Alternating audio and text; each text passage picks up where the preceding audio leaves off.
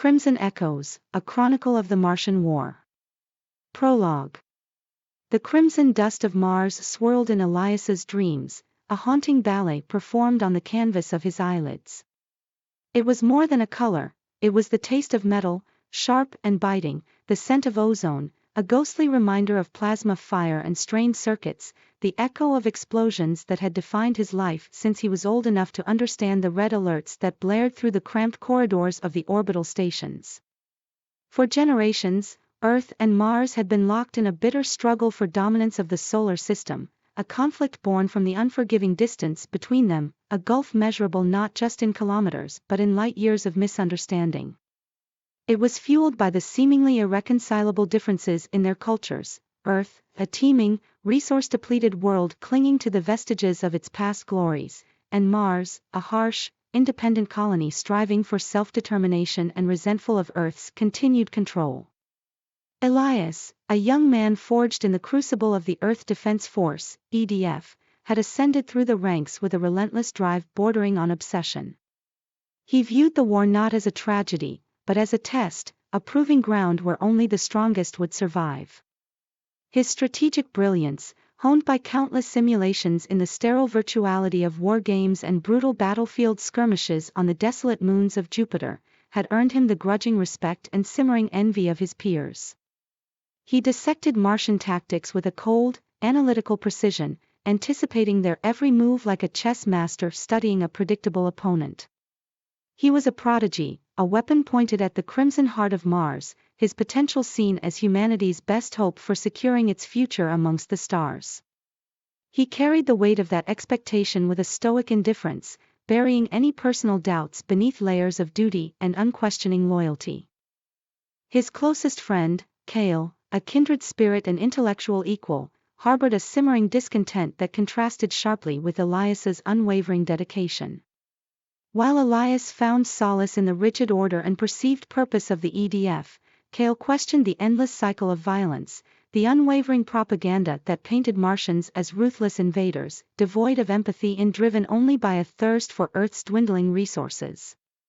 He pored over historical archives, uncovering forgotten treaties and broken promises, revealing a more nuanced and complex history of the conflict than the simplified narratives presented by the Earth government. He questioned the very foundations upon which Earth's orbital society was built, the stratified social structure, the environmental decay masked by gleaming chrome and virtual realities, the suffocating control exerted by the corporations that profited from the war. Cale saw not a glorious struggle for survival, but a slow, agonizing descent into self-destruction, fueled by fear and propelled by greed. He worried that Elias, blinded by his ambition and loyalty, was marching headlong towards a future where victory would be as hollow and meaningless as the crimson dust of Mars. Part 1, Orbital Dreams. Chapter 1, The Cage of Light. Elias's life was a carefully orchestrated symphony of rigorous training, strategic meetings, and the constant thrum of the war machine. Every waking moment felt calibrated, each action measured and purposeful. His days bled into nights fueled by synthetic stimulants and the burning urgency of his responsibilities. Earth was no longer the blue planet of legend, a verdant oasis floating in the inky blackness. Instead, it was a network of sleek, sterile cities suspended in orbit, gleaming like metallic jewels against the void. These orbital habitats, marvels of engineering and desperate necessity, clung to the void and were reliant on the constant flow of resources from Luna and the asteroid belt. Mining operations on Luna, once romanticized as the first step towards interstellar colonization, were now the grimy, essential backbone of survival. And the asteroid belt, a chaotic ballet of rock and ice, was being systematically strip-mined, its riches funneled back to feed the insatiable hunger of the orbital cities. The threat of a Martian strike was a constant hum beneath the surface of their manufactured reality, a low-frequency vibration that resonated in their bones. The Republic of Mars, fiercely independent and built upon a radically different philosophy of self-sufficiency, represented a stark contrast to Earth's artificial dependence.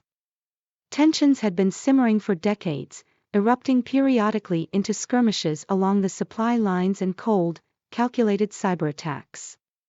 The fear of a full-scale assault, a devastating barrage that could shatter their orbital habitats, was a shadow that never truly lifted. Their world was beautiful, technologically advanced, and utterly fragile, a shimmering illusion balanced on the knife's edge of destruction.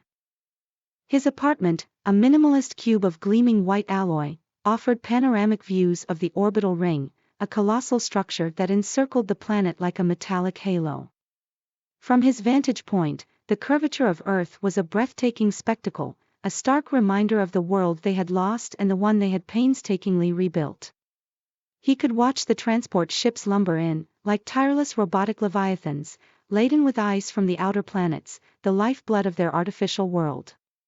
Water, once a freely flowing resource, was now a precious commodity, carefully recycled and rationed, a symbol of their precarious existence. He found camaraderie with his fellow officers, a tight-knit group bound by shared duty and the ever-present awareness of annihilation. They met in sterile briefing rooms, their faces illuminated by holographic projections of battle simulations, their conversations laced with technical jargon and grim assessments. They were brothers and sisters in arms, forged in the fires of simulated combat and united by the shared goal of protecting their home, a home that existed precariously beyond the reach of gravity and the comforting embrace of solid ground. They were the guardians of a fragile dream, standing watch against the encroaching darkness. Chapter 2: Seeds of Doubt. Cale stood apart, a solitary figure amidst the unwavering chorus of Earth's unwavering self-regard. He possessed a keen, dissenting eye that pierced the shimmering veneer of utopia projected by the global consortium. Unlike his peers, blinded by the allure of technological advancement and the promise of effortless living, Cale perceived the inherent fragility of their carefully constructed world. He saw the Empire's reliance on complex automation systems not as a symbol of progress, but as a critical point of failure, a single thread that, if severed, could unravel the entire fabric of society. The rigid social stratification, designed to maintain order and efficiency, struck him as a dangerous tinderbox. He recognized the deep-seated resentment simmering beneath the surface, the silent grievances of the lower strata who toiled tirelessly to maintain the opulent lifestyle enjoyed by the elite. This inequality, he believed, was a festering wound, weakening Earth from within. And then there was the propaganda, the constant barrage of carefully curated narratives designed to demonize Mars and solidify Earth's position as the benevolent protector of the solar system. Cale saw through the carefully constructed lies, recognizing the propaganda for what it was, a desperate, fear-driven attempt to quell dissent and maintain absolute control over the populace. He understood that Earth was not acting from a place of strength, but from a place of deep insecurity. "We paint them as monsters, Elias," Cale would argue, his voice a hushed plea in the sterile corridors of their headquarters, but have we ever stopped to consider their perspective? Have we truly imagined what it's like to live on a dying planet, to scratch out a meager existence under filtered sunlight, breathing eternally recycled air, knowing that your world is slowly suffocating? Are we truly the righteous defenders we claim to be, or are we simply protecting our own privilege at their expense? He would often punctuate his arguments with historical parallels, citing the rise and fall of empires who, blinded by their own hubris, failed to heed the warning signs and collapsed under the weight of their own injustice. Elias, a man of unwavering loyalty and unwavering faith in the consortium, respected Cale's intellect, appreciated his sharp mind. But ultimately, he dismissed Cale's concerns as idealistic ramblings, the product of a mind too sensitive for the harsh realities of survival. The Martians attacked first, Cale.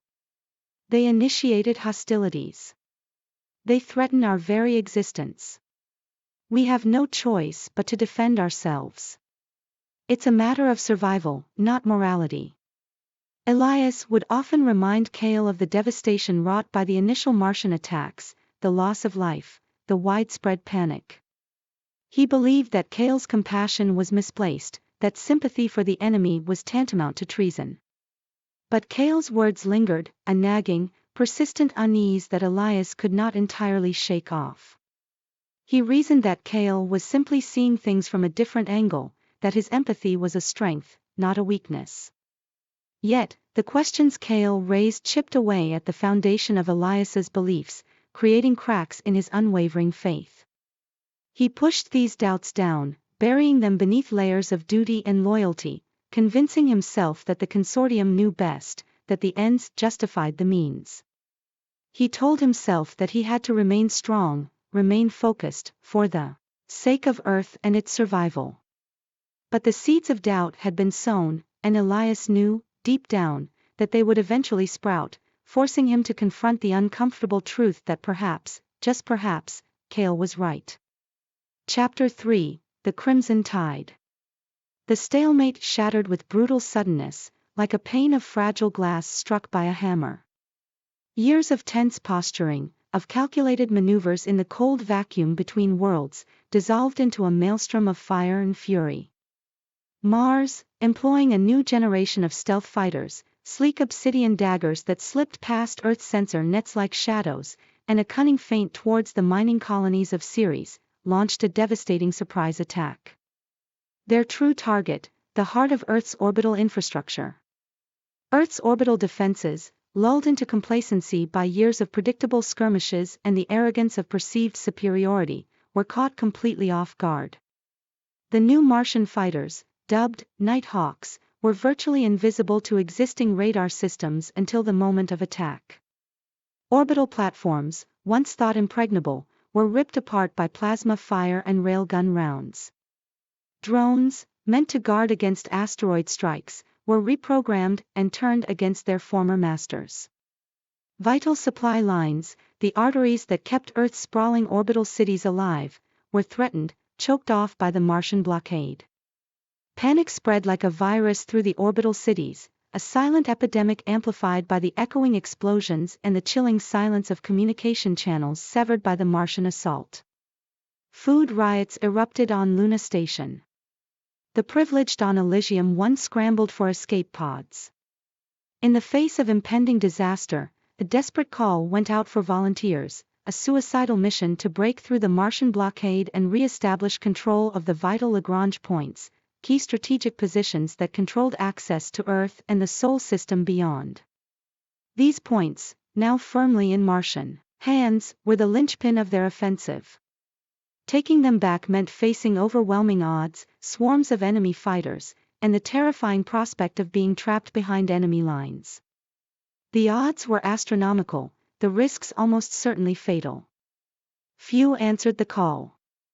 Those who did were either driven by unwavering loyalty, burning for revenge, or simply had nothing left to lose. They were Earth's last, desperate hope. Chapter 4: The Hand Raised.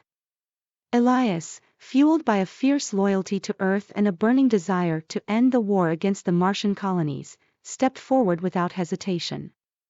Every news report, every casualty list, every somber speech from command had only solidified his resolve. He saw this mission as his moment, the culmination of years of rigorous training and unwavering dedication. This was the opportunity to prove his worth, not just to himself, but to the fallen, to the families waiting for news, to the entire planet clinging to hope. This was his chance to finally bring peace to the solar system, even if it meant sacrificing everything, his future, his dreams, even his life. "I volunteer," he announced, his voice ringing with conviction, cutting through the murmurs and hushed anxieties that had permeated the briefing room. The silence that followed was thick and heavy, a tangible weight of anticipation, admiration for his bravery, and a touch of pity for the unknown fate that awaited him. All eyes were locked on him, a silent chorus of respect and trepidation.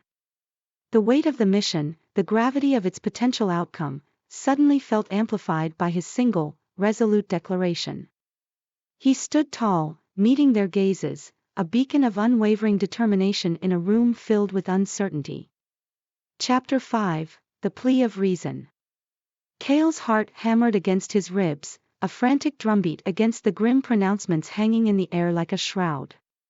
He watched Elias, his friend since boyhood, stand bathed in the harsh, sterile light of the briefing room, his face a mask of grim determination.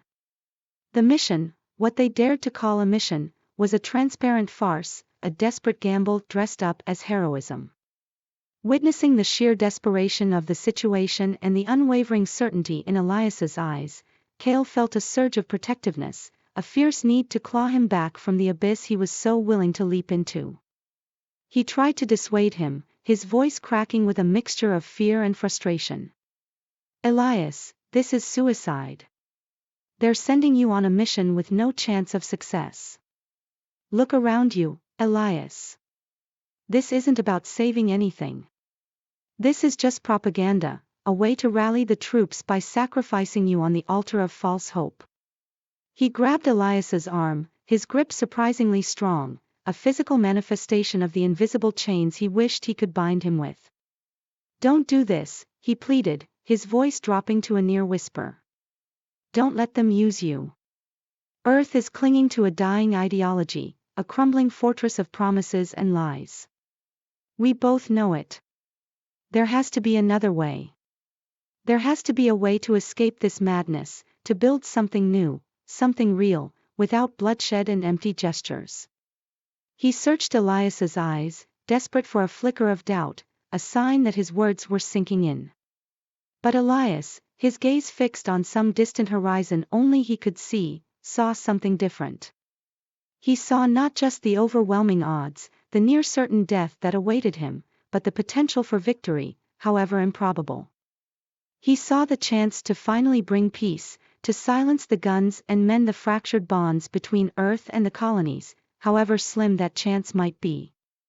He refused to back down, the weight of responsibility settling on his shoulders like a physical burden.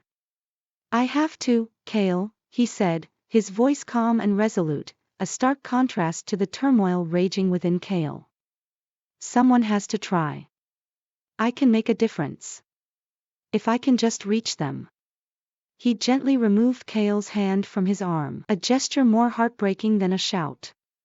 "I believe I can." His words hung in the air, a fragile promise against the backdrop of imminent doom, leaving Cale with nothing but the chilling realization that his friend was already lost. He had chosen his path, and Cale could only watch him walk towards it. Part 2, Trials in the Void. Chapter 6, The Admiral's Wisdom. Admiral Vance, a grizzled veteran etched with the maps of forgotten battles and haunted by the ghosts of past defeats, saw something special shimmering beneath Elias's youthful exterior. Decades of war had painted Vance's face with deep lines, each a testament to countless losses and desperate victories. That weight, that accumulated burden of command, hadn't broken him, but it had tempered him into something harder, sharper. He saw in Elias, not just a promising officer, but a raw potential, a spark of ingenuity that threatened to ignite into a wildfire of strategic brilliance. Vance recognized Elias's willingness to question the established order, to break the rigid constraints of the Starfleet handbook. It was a trait that could be dangerous, insubordinate even, but Vance, having seen firsthand the consequences of blind adherence to protocol, saw it as a strength. More than that, he detected a hidden current, a hint of the ruthlessness necessary to win a war that was quickly spiraling out of control. A ruthlessness that, if properly channeled, could be the key to saving them all. "The textbook says one thing, son," the Admiral rasped, his voice thick with the rasp of recycled air and too many years spent in the void, a sound like metal grinding on metal. He leaned closer, the faint scent of ozone and Old Spice clinging to his uniform. "But the void doesn't care about textbooks. It doesn't care about honor or regulations. Survival out here depends on your wits, your instincts, and your willingness to do whatever it takes to bring your crew home, even if that means bending, or even breaking, a few rules." Vance, a gruff but fiercely protective mentor, didn't lecture Elias. Instead, he forged him through brutal simulations, shared experiences, and whispered guidance amidst mock battles, instilling the delicate balance of strategy and sacrifice. He honed Elias's intuition, teaching him to anticipate the enemy and trust the gut instincts that logic often obscured, molding him into the leader the fleet needed, one capable of staring down defeat and finding victory. Chapter 7, Breaching the Veil. Elias, a veteran pilot with eyes that mirrored the cold vacuum of space, led his small squadron of fighters, a motley collection of daredevils and seasoned warriors, in a desperate plunge into the very heart of the Martian blockade. The objective was simple, suicidal, and utterly necessary: break through and deliver vital intelligence to the beleaguered Earth forces on the other side. The space around them immediately erupted into a chaotic ballet of lasers and explosions. Martian railguns painted the void with deadly beams of energy, while Earth's own makeshift defenses offered a flickering resistance. Elias, his jaw clenched tight, navigated the treacherous asteroid fields with an almost preternatural intuition, dodging space debris the size of small moons. Swarms of Martian drones, like angry metallic insects, buzzed around them, firing volleys of plasma bolts. He barked commands over the comms, his voice calm and steady despite the pandemonium raging around them, guiding his squadron through the deadly dance. His ship, a heavily modified interceptor christened the Phoenix, was a testament to Earth's ingenuity and desperation. Stripped of unnecessary weight and crammed with experimental weaponry, it was a fragile yet formidable machine. Elias pushed the Phoenix, and more importantly, his crew, to the absolute limit. Every maneuver was a calculated risk, a gamble with their lives against the overwhelming odds. Each engagement was a harrowing test of skill and nerve.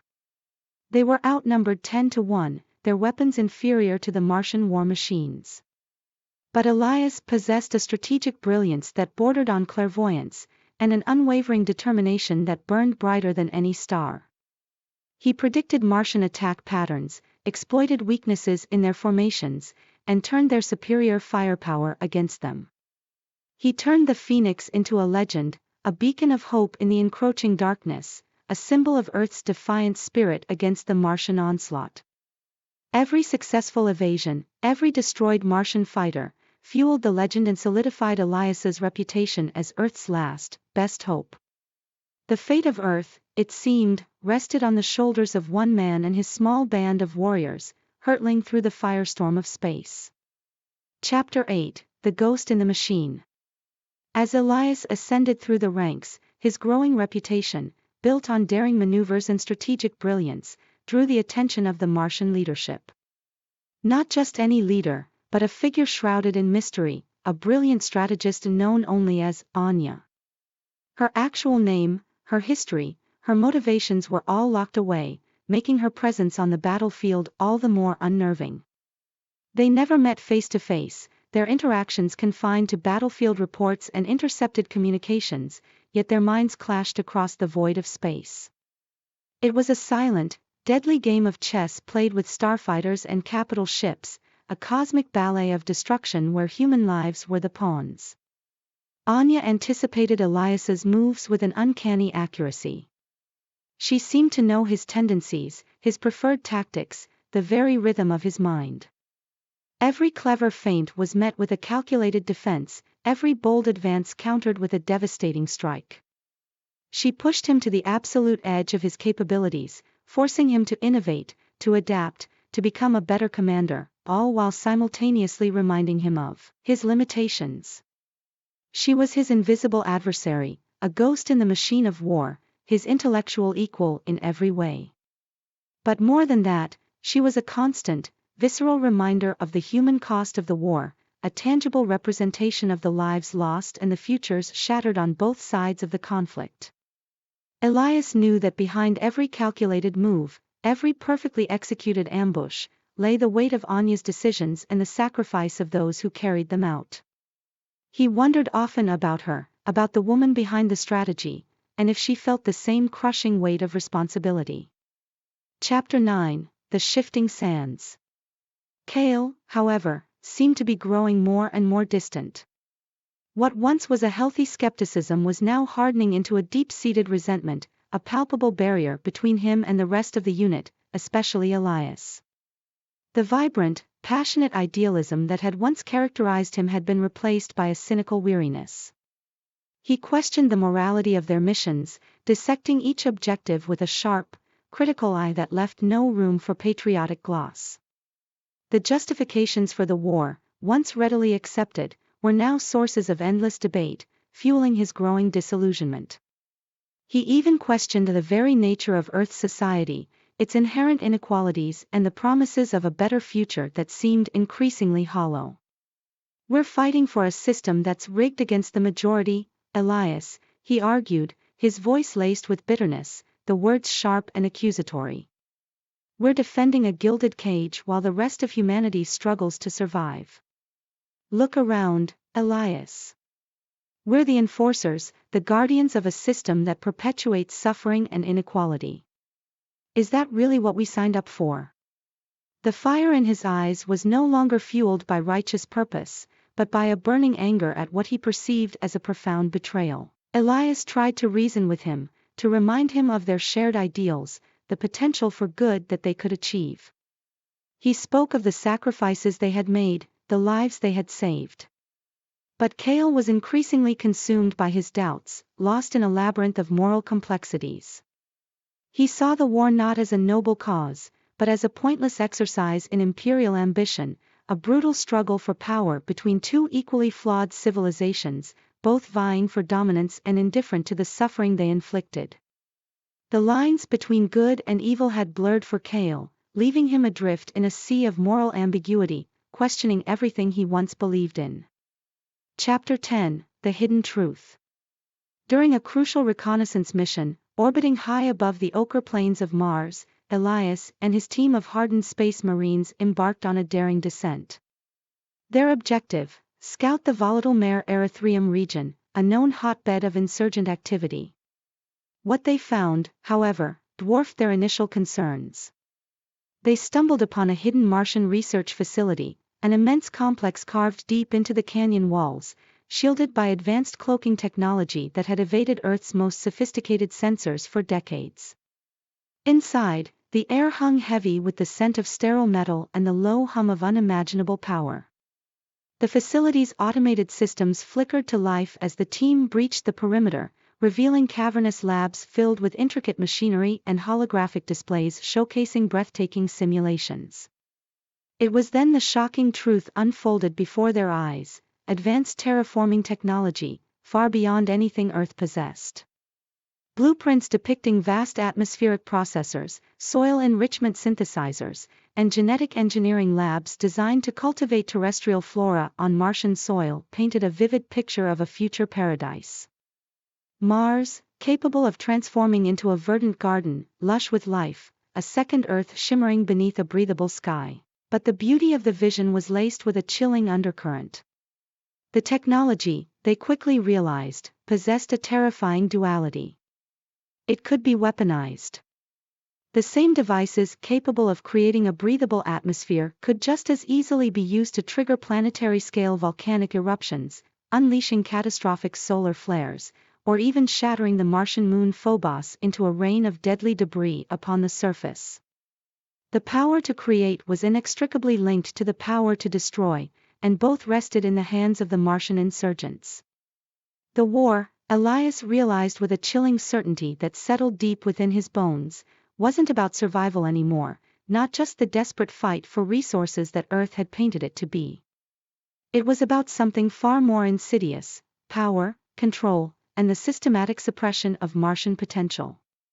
The beautiful lies spun by the Earth High Command, the noble justifications for the war rooted in resource scarcity and planetary security, all crumbled away like dust in the Martian wind, leaving a bitter aftertaste of betrayal and a profound sense of moral compromise. He looked at his team, at the faces etched with confusion and dawning horror, and knew that their mission had just changed. The fate of 2 planets, and possibly the future of humanity, rested upon their shoulders. Part 3: Descent into Darkness. Chapter 11: The Martian Sun. Upon returning to Earth after a long and arduous mission among the stars, Elias was met not with accolades or respite, but with a stark confrontation orchestrated by Cale. The weight in Cale's eyes was palpable, the air crackling with suppressed fury. He spoke, his voice a low, dangerous tremor, delivering a revelation that shattered the very foundations of Elias's understanding of his friend. Cale, fueled by months of relentless, almost obsessive research conducted in the shadows, had unearthed a truth about his own past so profound, so earth-shattering, that it turned his entire identity on its head. He had discovered that he was adopted. But the revelation didn't stop there. More shocking, more incomprehensible, was the origin of his biological parents. They were not of terrestrial stock, not born under the pale glow of Earth's sun. Instead, they hailed from a secret, thriving Martian colony hidden on the desolate moon of Phobos. Cale, the man Elias thought he knew, was Martian. This truth ripped through Cale like a cosmic storm, fueling a bitter resentment that had been simmering beneath the surface for years. It confirmed his deepest, darkest doubts about Earth and its inhabitants. He saw himself as a prisoner, a pawn in a manipulative game played by a system that had systematically lied to him his entire life. He was a tool, unknowingly wielded against his own people, the Martians on Phobos, his biological family. The revelation transformed him, casting a long shadow over his loyalties and threatening to ignite a conflict that could span the solar system. His sense of betrayal was palpable, a potent and dangerous force that threatened to consume him and everything he held dear.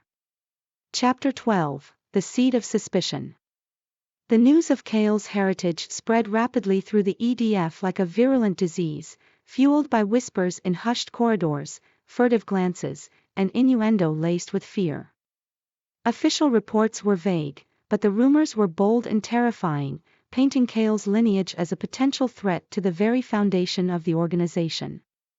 Suspicion and distrust, like a creeping poison, withered the bonds that once held the EDF together.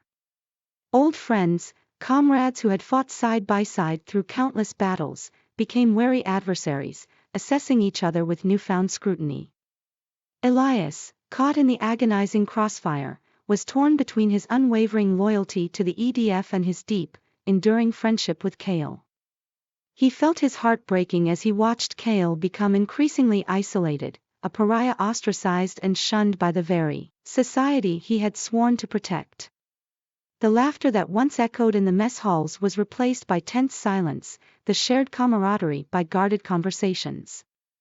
The weight of unspoken accusations hung heavy in the air, threatening to crush Cale under its immense pressure and shatter the EDF beyond repair. Even the most steadfast supporters were beginning to question, their faith eroded by the incessant tide of negativity. The future of the EDF, and perhaps even the world they were defending, now hinged on the truth behind the rumors and the choices of those who remained loyal. Chapter 13: The Betrayal. Consumed by a bitterness that festered like a wound refusing to heal, and fueled by a burning desire to expose what he perceived as Earth's pervasive lies, Cale made the ultimate, irreversible choice: defection to Mars. He wasn't simply abandoning his post, he was meticulously dismantling his former allegiance, taking with him a trove of crucial intelligence. This wasn't just battlefield gossip or tactical maneuvers, it was the bedrock of Earth's strategic planning, information that, in the wrong hands, could cripple the Earth Defense Forces, EDF, defenses and irrevocably change the course of the already brutal Martian war. His defection resonated through the ranks of the EDF like a shockwave. It was more than just the loss of a soldier, it was the hemorrhage of trust, a devastating blow that exposed the vulnerabilities within their own system. Cale's insider knowledge, now weaponized against them, represented a chilling threat. The event served as a stark testament to the corrosive power of doubt, the insidious way it could eat away at loyalty and turn a dedicated soldier into a vengeful enemy. It was also a brutal illustration of the devastating consequences of deception, a glaring reminder that the lies told to maintain control, to preserve the status quo, could ultimately pave the way for their own downfall. Cale's actions were not merely an act of betrayal, they were a symptom of a deeper rot, a disease that threatened to unravel the entire Earth's war effort. Chapter 14: The Price of Loyalty.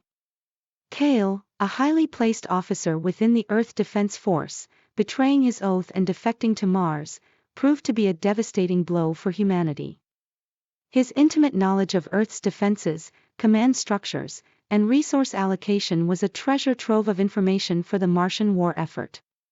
Exploiting this invaluable intelligence, Mars launched a meticulously planned and ruthlessly executed coordinated assault on Earth's network of orbital cities. The attack, a swift and brutal onslaught, crippled infrastructure, decimated communication lines, and left the Earth Defense Force reeling, pushed to the very brink of total collapse. The consequences were catastrophic. Civilian casualties skyrocketed as entire orbital habitats were reduced to burning debris fields. Vital resources, already stretched thin by years of conflict, dwindled to critical levels, threatening the survival of those who remained. The threat of complete annihilation, once a distant possibility, now loomed large and menacing, an inescapable shadow hanging over a desperate and dwindling population. Hope seemed to fade with each passing day, replaced by the chilling realization that humanity's last stand was at hand. Chapter 15: The Enemy Within. However, Kale, driven by a burning sense of betrayal and disillusioned with the Martian war effort, launched his act of rebellion. In his desperate attempt to expose what he perceived as Earth's exploitable weaknesses and ultimately undermine the Martian invasion, he unintentionally handed Elias, now the Earth's chief strategist, the key to victory. Kale's intimate knowledge of Martian technology and strategy, gained through years of dedicated service and high-level access, proved to be a double-edged sword. While he aimed to sabotage the invasion, his detailed revelations inadvertently unveiled critical vulnerabilities in the Martian war machine, weaknesses that only someone deeply embedded within their ranks could have identified.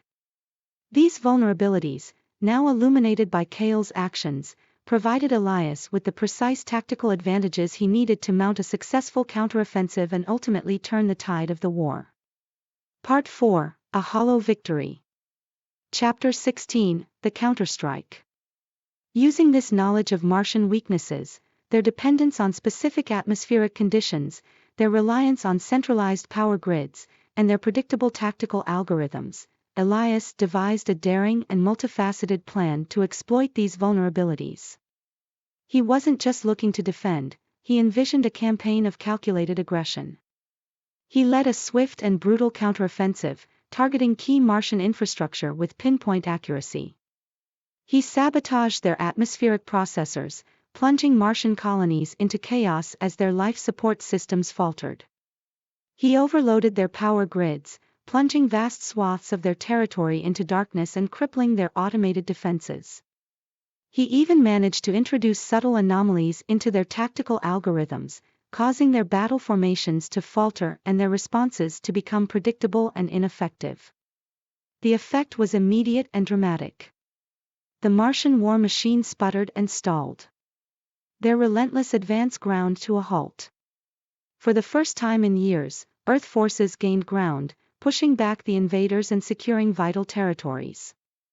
Elias was now a hero to Earth, hailed as a savior, the man who held the key to their survival, the strategist who turned the tide of the conflict. His image was plastered across every news feed, his name whispered with reverence and hope, but beneath the surface of adulation, Elias was tormented. The weight of his responsibility, the knowledge of the sacrifices he was demanding of his soldiers and of the Martian civilians caught in the crossfire, weighed heavily on his soul. He knew his victories came at a terrible price, paid for in blood and suffering. Each strategic success was a fresh reminder of the lives he had irrevocably altered, the families he had shattered. He was a hero, yes, but also a reluctant warlord, haunted by the specter of the choices he had made, and the understanding that the war was far from over. The victory felt pyrrhic, a triumph tinged with the bitter taste of regret and the chilling premonition of more sacrifices to come. Chapter 17: The Shadow of Phobos. The final confrontation, the culmination of years of simmering conflict and broken oaths, erupted near Olympus City, the Martian capital. The battle wasn't just a clash of steel, it was a brutal, unrelenting dance of destruction that consumed the crimson landscape. Dust devils, kicked up by explosions and the thrumming of engines, painted the already desolate terrain a deeper shade of red, obscuring the sun and choking the air. Amidst the chaos, Elias, piloting a heavily modified Phoenix, its gleaming chassis scarred and augmented with experimental weaponry, locked sights on his former comrade. He faced off against Cale, now a decorated commander in the Martian fleet, a stark contrast to the idealistic youth Elias remembered. Cale's face, once open and friendly, was now a mask of hardened determination, etched with the lines of countless battles and a faint, almost imperceptible, hint of regret that flickered in his eyes before being quickly extinguished. Their battle was a dance of death, a tragic ballet of near misses and desperate maneuvers. Lasers crisscrossed the sky, leaving ephemeral trails of light against the dusty canvas. The air throbbed with the concussion of cannons and the whine of overloaded energy shields. Each feint, each parry, each desperate lunge, was a testament to their shared history, a painful echo of the training exercises they had once performed side by side. This was more than just a fight, it was a personal tragedy writ large against the backdrop of a planetary war. It was a clash between two old friends turned bitter enemies, their ideologies diverging like tectonic plates until they crashed together in this cataclysmic encounter. Their struggles served as a chilling testament to the futility of war, a stark reminder of the senseless loss and the enduring pain it inflicted. And above all, it was a devastating illustration of the destructive power of hatred, a corrosive force that had warped their ideals, poisoned their loyalties, and ultimately set them on this inevitable, and ultimately heartbreaking, collision course. Chapter 18, The Bitter End. In the end, Elias emerged victorious from the brutal conflict that had consumed the stars, but the hollowness of his triumph echoed through the vastness of space. The final, agonizing act of his victory demanded a price he was unsure he could ever pay. He had been forced to fire upon Cale's ship, a vessel that had once symbolized their shared dreams and aspirations, now reduced to a burning, fragmented tomb. With that single act, he had extinguished not only Cale's life but also the last, flickering ember of hope that a peaceful resolution could have been forged. Their brotherhood, their shared history, their bond that had weathered countless storms, all incinerated in a flash of desperate, necessary violence. The death of Cale, his closest confidant, his brother-in-arms, was not simply a casualty of war, it was a direct consequence of Elias's own choice, a weight he would carry for the rest of his days. That decision, made under the crushing pressure of saving Earth from imminent destruction, had fractured something fundamental within him. A piece of his soul, inextricably linked to Cale, had been torn away, leaving a gaping wound that refused to heal. He had succeeded in his mission, he had delivered Earth from the clutches of annihilation, but the victory felt tainted, poisoned by the bitter taste of irreparable loss. He stood amidst the adulation of a grateful planet, a hero draped in the colors of triumph, yet all he felt was the chilling emptiness of sacrifice. He had saved Earth, yes, but at what price? Had the cost of his victory been too high, stripping him of everything that truly mattered? The cheers of the masses were drowned out by the silent scream of his conscience, forever haunted by the ghost of his best friend and the devastating consequences of his impossible choice. Chapter 19, The Surrender. News of Cale's death spread like wildfire, a shockwave rippling through both human and Martian territories. His strategic brilliance and unifying presence had been cornerstones of the human resistance, and his sudden absence left a gaping void. On Mars, whispers of doubt and fear began to erode the ironclad control of the ruling council. The subsequent defeat of the Martian fleet at the Battle of the Rings, a crushing blow orchestrated by Cale's successor using his very own strategies, proved to be the final, decisive act. Their flagship, the Deimos, renowned for its impenetrable shields, lay in ruins, a stark symbol of their shattered invincibility. The Martian leadership, exhausted and demoralized after decades of relentless conflict and reeling from the strategic blunder at the Rings, offered a formal surrender. Negotiations, tense and protracted, began in the neutral zone orbiting Jupiter, mediated by observers from the Jovian colonies who had largely avoided direct involvement in the war. The war, a seemingly endless nightmare spanning generations, had finally ground to a halt. Families who had only known loss and hardship wept with a mixture of relief and disbelief. The constant threat of orbital bombardment, the rationing of vital resources, and the unending stream of casualty reports had defined their lives. Now, the air raid sirens were silent, the black market for nutrient paste began to crumble, and for the first time, children could play without the fear of being orphaned by a stray laser blast. Yet, scars remained, etched deep into the collective psyche. Soldiers, hardened by years of fighting on brutal, unforgiving battlefields from the frozen wastes of Europa to the claustrophobic tunnels beneath Phobos, found themselves adrift, unsure how to navigate a world without war. Their training, their purpose, their very identities had been forged in the crucible of conflict. Many struggled to reintegrate into civilian life, haunted by the horrors they had witnessed and the acts they had committed. The veteran support programs, hastily assembled, were woefully inadequate to address the scope of their trauma. The price of victory, or perhaps simply survival, had been immense, etched in the hearts and minds of an entire generation.